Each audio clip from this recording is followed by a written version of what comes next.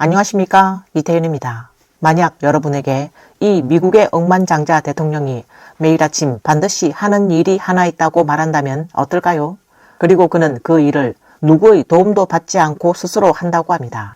그 일은 60여 년 전 그의 아버지가 가르쳐 준 것이며 그는 지금까지 단 한 번도 그 습관을 멈춘 적이 없다고 합니다. 그 이유를 알게 된다면 무엇이 진정한 품격인지 이해하게 될 것입니다.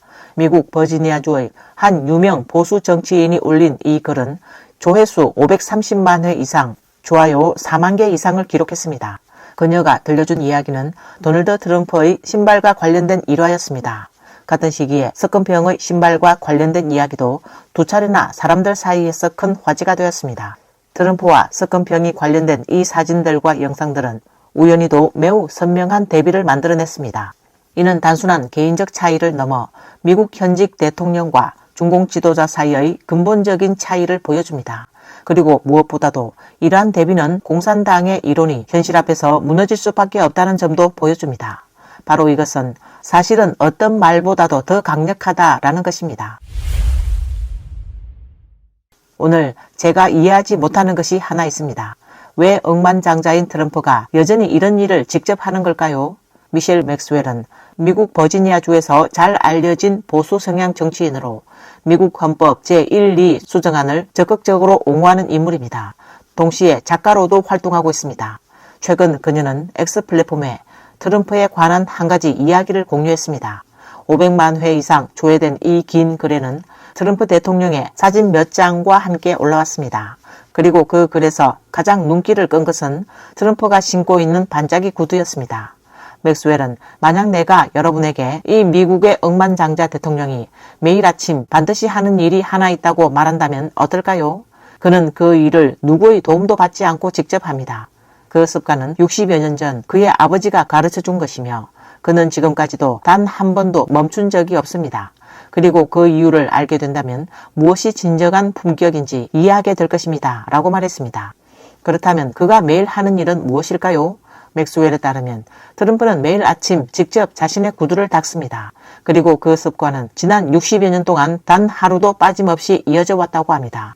그녀는 또 트럼프는 직원이나 호텔 서비스 직원 혹은 전문 구두 닦기에게 맡기지 않았습니다. 대신 자신의 손과 시간을 들여 직접 구두에 광을 냅니다. 이 일과 관련해 백악관 직원들은 수없이 제안했다고 합니다. 대통령님, 저희가 구두를 닦아드리겠습니다. 그러나 트럼프의 대답은 항상 같았습니다. 괜찮습니다. 내가 어렸을 때 아버지가 이렇게 가르쳤습니다. 남자는 자기 구두는 스스로 닦아야 한다고요. 그것은 사람의 품격을 기르는 일입니다. 그리고 아무리 큰 성공을 이루더라도 가장 기본적인 자기 절제력을 늘 상기시켜줍니다. 라고 말했다고 합니다. 작가이기도 한 맥스웰은 특유의 섬세한 시선으로 사람들에게 생각해보세요. 트럼프는 1950년대 어린 시절부터 스스로 구두를 닦기 시작했습니다. 라고 말하며 그는 이후 수십 년 동안 그의 신분과 위치는 크게 달라졌습니다. 그는 거대한 사업 제국을 세웠고 억만장자가 되었으며 결국 미국 대통령이 되었습니다. 그럼에도 불구하고 그는 여전히 매일 아침 자신의 구두를 직접 닦습니다. 백악관 직원들은 트럼프의 한 가지 일상적인 습관을 종종 보았다고 합니다. 중요한 회의를 앞두고 대통령 브리핑을 시작하기 전에 또 국가 업무를 시작하기 전에 트럼프는 잠시 앉아 구두의 앞과 소를 꺼내 자신의 정장 구두를 반짝이게 닦았습니다. 트럼프는 아버지를 회상하며 아버지는 스스로 구두를 닦을 필요가 없을 만큼 자신이 중요하다고 느끼는 순간 그때가 바로 품격을 잃는 순간이다 라고 말했다고 합니다. 그러면서 트럼프는 나는 그 말을 단 한 번도 잊은 적이 없습니다 라고 말했습니다. 맥스웰은 감탄하며 60년이 넘는 시간 동안 트럼프는 아버지의 가르침을 지켜왔습니다. 60년이 넘는 세월 동안 이어진 매일 자기의 절제였습니다. 그 모습을 사진으로 찍는 사람도 없었고 누군가가 칭찬하는 일도 없었습니다. 심지어 이 사실을 아는 사람도 거의 없었습니다. 그것은 단지 한 아들이 아버지에게 했던 약속을 조용히 지켜온 이야기일 뿐입니다.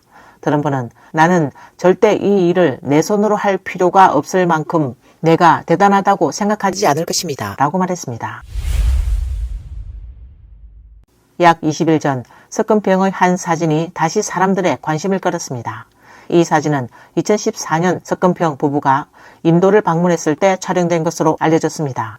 인도 뉴델리에서 인도 독립운동 지도자 마하트마 간디 기념관을 방문한 뒤 한 보좌 인물이 바닥에 쪼그려 앉아 석은평의 신발끈을 묶어주는 장면이 포착됐습니다.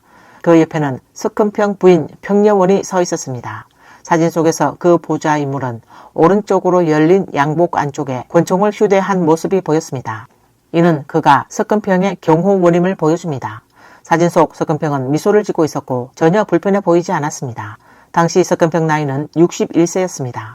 2025년 12월 4일 석은평은 또 한 번 비슷한 일로 여론의 관심을 받았습니다.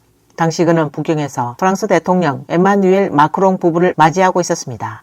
온라인에 퍼진 한 영상에는 수백만 명이 석은평과 백여원 부부의 모습을 지켜보는 장면이 담겨 있었습니다. 영상 속에는 석은평 부부가 서서 마크롱 부부를 기다리고 있을 때 한 직원이 빠르게 석은평 곁으로 다가왔습니다.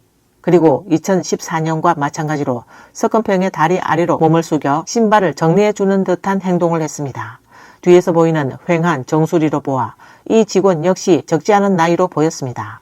그러나 이렇게 마치 하인과도 같은 행동이 석은평에게 어떤 불편함도 주지 않는 듯 보였습니다. 이 두 번의 사례를 보면 지난 10여 년 혹은 그보다 더 오랜 시간 동안 이런 모습이 석은평의 일상적인 장면이었음을 알 수 있습니다. 겉으로 보면 사소해 보이는 장면이지만 어떤 이들은 이를 공산주의 이론에 대한 아이러니한 대비로 해석하기도 합니다. 공산주의는 오랫동안 착취를 없애고 억압을 없애겠다, 인민을 위해 봉사하겠다는 구호를 강조해왔습니다. 그러나 최고 지도자가 이러한 장면 속에서 아무런 끄리낌 없이 행동하는 모습은 일부 사람들에게 이념과 현실 사이의 괴리를 떠올리게 한다는 지적도 있습니다. 구소련 지도자 레오니즈 브레즈네브가 동생에게 했다고 전해지는 말 중에 공산주의가 무엇이냐고 그것은 단지 대중을 달래기 위한 말일 뿐이다 라는 말이 자주 인용됩니다.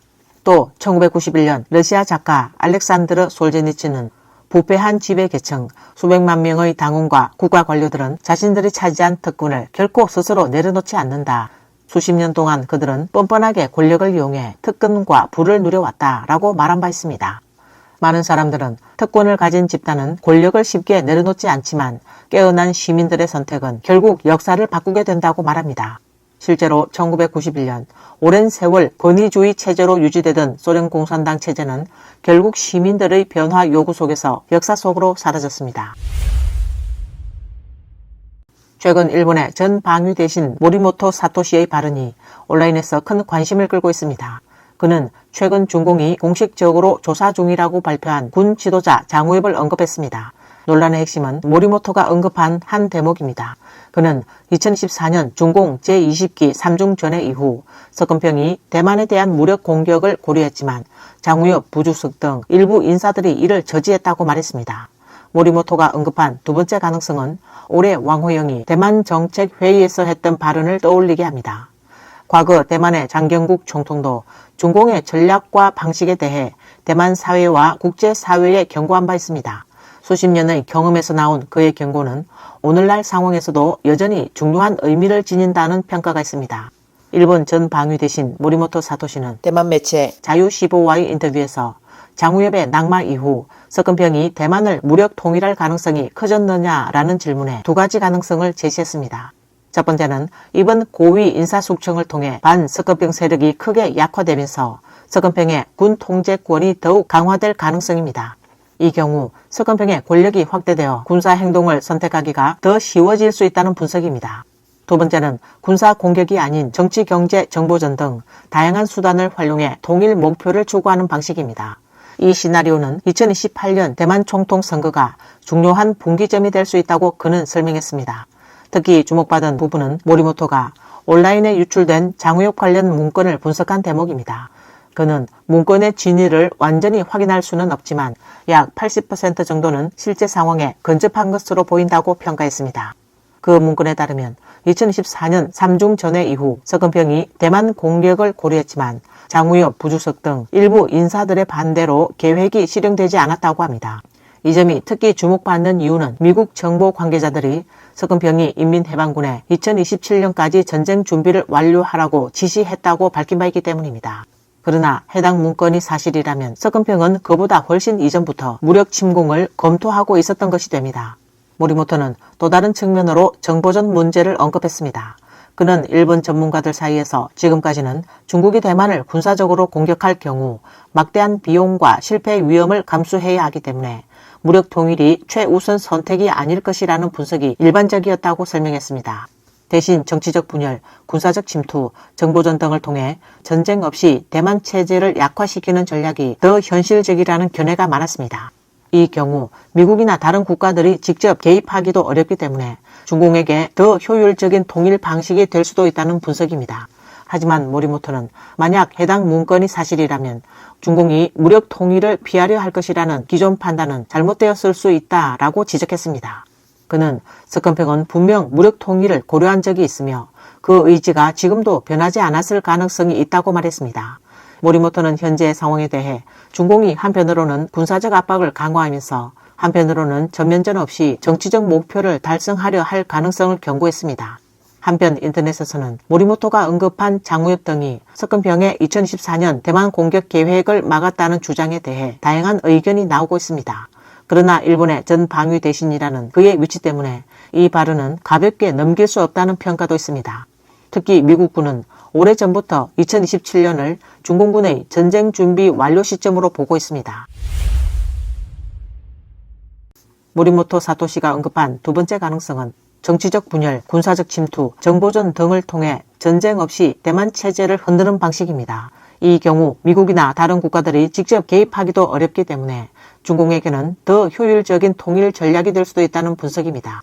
실제로 중공은 올해 2월 열린 대만 정책회의에서 이러한 방향을 사실상 드러냈다는 평가입니다. 2026년 2월 9일부터 10일까지 열린 회의에서 왕호영은 작년보다 양안 관계의 평화적 발전을 추진한다는 표현을 더 강조했습니다. 이는 최근 군 내부의 불안정 상황 속에서 중공이 평화 통일이라는 명분을 내세워 다른 방식으로 대만에 접근하려 한다는 해석도 있습니다. 특히 최근 중동 정세 변화 이후 중공 군용기의 대만 주변 활동도 일시적으로 감소했습니다. 대만 국방부가 매일 발표하는 자료를 AFP가 분석한 결과에 따르면 2월 28일부터 3월 9일까지 대만 주변에서 탐지된 중공 군용기는 24시간 기준 단 2대에 불과했습니다. 이는 작년 같은 기간 86대와 비교하면 크게 줄어든 수치입니다. AFP가 2014년부터 관련 통계를 집계한 이후 가장 긴 활동 감소 기간으로 기록됐습니다. 일부 전문가들은 이를 두고 미국의 군사적 억지력이 일정한 영향을 미친 것으로 보면서도 동시에 중공이 대만 내부의 친중 세력을 활용하는 전략을 더 강화할 가능성도 제기합니다. 왕호영의 연설에서 구체적인 접근 방식도 일부 드러났습니다. 특히 대만의 청년층을 중요한 대상으로 강조했습니다. 왕호영은 양안 간 인적 교류를 더욱 편리하게 하고 민간과 지역 교류를 확대하며 대만 주민, 특히 청년들이 중국에서 학습, 취업, 생활할 수 있도록 지원하겠다라고 말했습니다. 이러한 정책은 대만 사회 젊은 세대와의 접촉으로 영향력 확대를 목표로 하는 전략으로 해석되기도 합니다. 또한 왕호영은 양안 동포의 마음을 연결한다는 표현과 함께 중국 내 대만 기업과 사업가 지원 정책도 강조했습니다. 일부 분석에서는 이러한 정책들이 대만 사회 여러 계층과의 관계를 확대하고 정치적 영향력을 높이기 위한 전략적 접근이라는 평가도 나옵니다. 현재 대만 내부에서도 정치적 입장에 따라 중국과의 관계를 둘러싼 다양한 논쟁이 이어지고 있습니다. 일각에서는 이미 대만을 둘러싼 보이지 않는 경쟁과 영향력 싸움이 시작된 상태라고 분석하기도 합니다. 수십 년 전 중공이 대만을 상대로 펼치던 통일 전선 전략은 대만을 향한 라디오 방송, 전단지 살포, 각종 심리전 선전이 중심이었습니다. 그러나 지금은 방식이 크게 달라졌습니다. 중공은 미디어, 인터넷 인플루언서, 정치 인물 등을 활용해 공개적으로 메시지를 확산시키는 방식을 사용하고 있습니다. 이 과정에서 대만 정부를 비판하거나 정치적 논쟁을 유도하는 사례도 늘어나고 있다는 분석이 있습니다.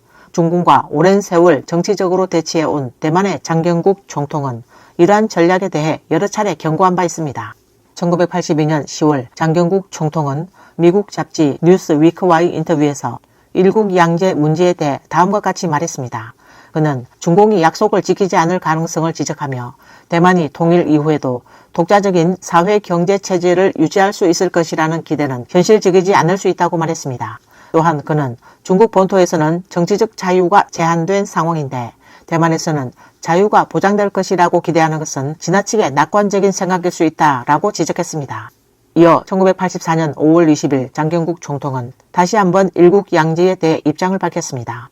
그는 하나의 국가 안에 두 개의 제도가 동시에 존재한다는 것은 현실적으로 매우 어렵다라고 말했습니다.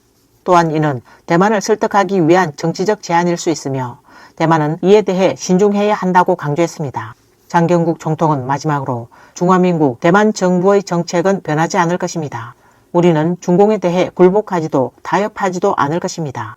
왜냐하면 굴복과 타협은 결국 우리 스스로의 파괴로 이어질 수 있기 때문입니다. 라고 말했습니다. 오늘 뉴스는 여기까지입니다. 시청해주셔서 감사합니다.